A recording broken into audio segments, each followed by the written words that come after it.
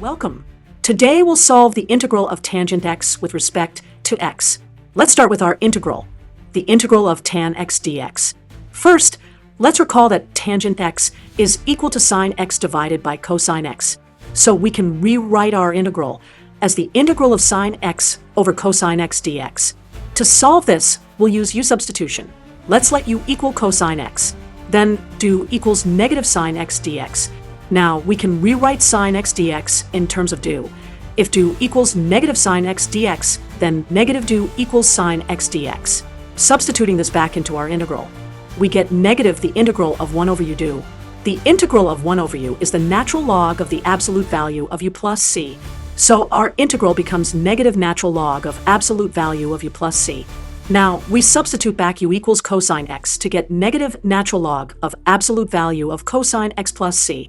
Finally, we can use the properties of logarithms to rewrite this as the natural log of the absolute value of secant x plus c, since secant x is 1 over cosine x.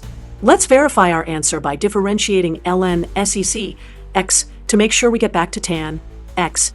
Using the chain rule, the derivative of ln sec x is 1 over sec x times the derivative of sec x, which is sec x tan x.